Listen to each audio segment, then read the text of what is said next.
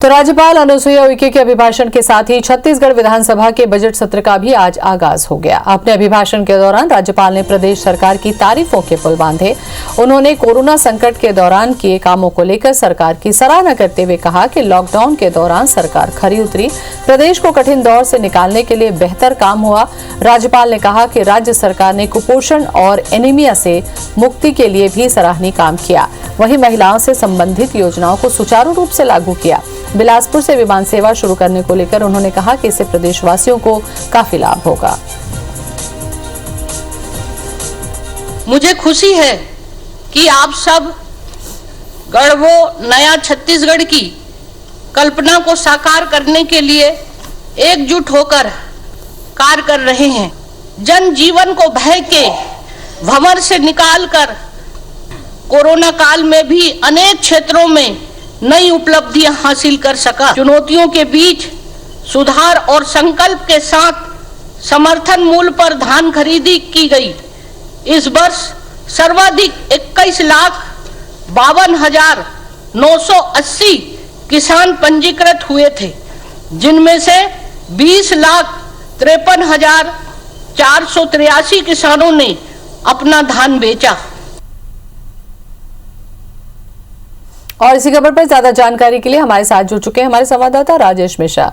राजेश, आगाज हो चुका है विधानसभा के बजट सत्र का, क्या गाइडलाइन का पालन हो रहा है मास्क को लेकर और कोरोना की एहतियात को लेकर?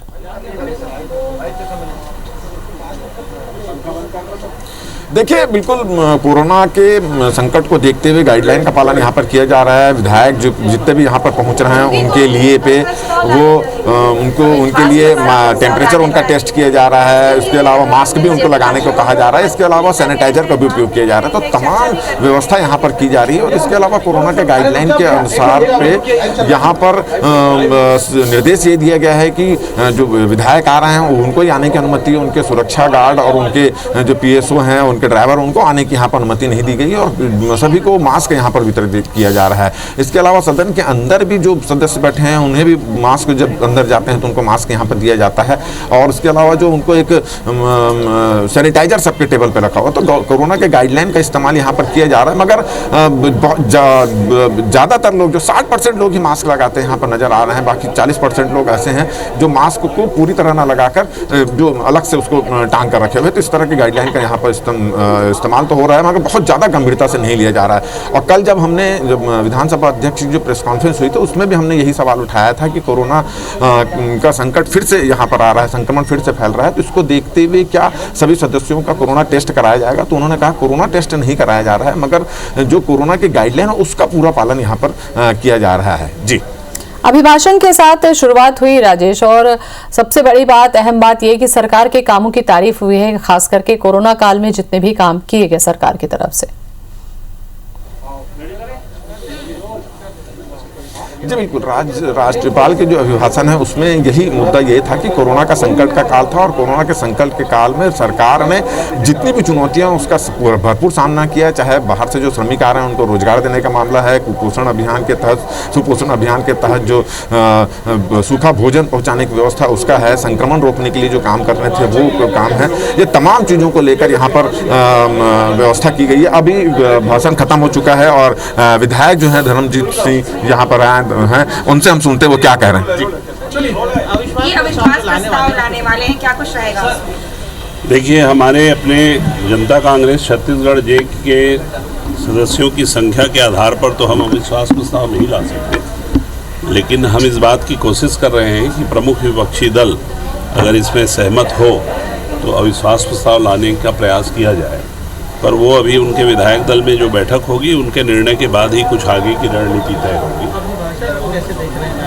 ये बहुत ही नीरस, लचर, दिशाहीन और जो समाज और जो प्रदेश में व्याप्त समस्याएं हैं उनकी ओर इस अभिभाषण में कहीं पर भी कोई जिक्र नहीं हुआ है। कानून और व्यवस्था की स्थिति आप स्वयं जानते हैं कि पूरे प्रदेश में, स्वयं राजधानी में बहुत लचर है, लेकिन कानून व्यवस्था के बारे में एक शब्द नहीं कहा गया। बेरोजगार नौजवान जो इस सरकार के वायदे पर उम्मीद लगा करके बैठे हैं कि उन्हें 2500 रुपया बेरोजगारी भत्ता मिलेगा, उसके बारे में कोई जिक्र नहीं हुआ। सिवा गोबर, धान और गरुआ नरवा बाड़ी, इससे आगे सरकार गोबर से आगे नहीं बढ़ पाई है। और मैं समझता हूं कि प्रदेश की अनेकों ऐसी ज्वलन समस्याएं हैं जिनका निराकरण इस सरकार को करना चाहिए था, जिसमें राज्यपाल महोदया के अभिभाषण में इस सरकार को असफलता मिली। ये 23 तो करीब प्रश्न लगाए गए हैं, 23 तो प्रश्न लगाए गए, उसमें पता चला कि ज्यादातर जो प्रश्न है सत्ता पक्ष के विधायकों ने लगाए। ये क्या साबित करता है? यही साबित करता है कि उनके काम नहीं हो रहे होंगे। अब हमारी तो संख्या के आधार पर हम लोगों ने भी पूरे प्रश्न लगाए हैं, लेकिन सत्ताधारी दल के लोग भी अगर प्रश्न पूछना शुरू कर दिए हैं, उंगली उठाना शुरू कर दिए हैं, तो ये बहुत अच्छा संकेत राजनीतिक रूप से नहीं है। वैसे उनका वो अधिकार है और वो प्रश्न पूछ सकते हैं। अभिभाषण में इस बात का उल्लेख था कि प्रदेश में नक्सल गतिविधि और अपराधों में कमी आई है। अब आप लोग तो स्वयं पूरी रिपोर्टिंग करते हैं। कल ही एक बच्चा अपहृत होकर के झारखंड से मुक्त होकर के आया है, तो हत्याएं हो रही हैं, कोई पत्थर से मार रहा है, कोई गोली से मार रहा है, कोई बलात्कार हो रहा है, सामूहिक बलात्कार हो रहे हैं, लूट डकैती हत्या बलात्कार, इसका तांडव नृत्य चल रहा है। उसके बाद भी अगर इस सरकार को ये गलतफहमी है कि सब कानून व्यवस्था ठीक है, तो मुझे कुछ नहीं कहना है।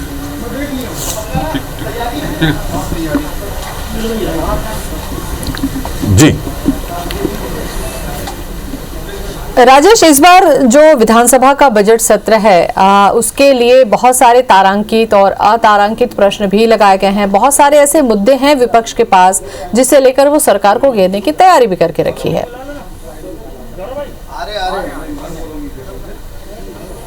जी बिल्कुल, बहुत सारे मुद्दे हैं जिस पे विपक्ष जो है, संयुक्त विपक्ष भाजपा और संयुक्त विपक्ष सभी मिलकर सरकार को घेरने की तैयारी कर लिए हैं। जिसमें प्रमुख मुद्दा यह है कि धान खरीदी का मुद्दा है, धान का जो उठाव नहीं हो रहा है वाला मुद्दा है, धान खरीदी की परेशानी से जो किसानों ने आत्महत्या की है ये एक महत्वपूर्ण मुद्दा है।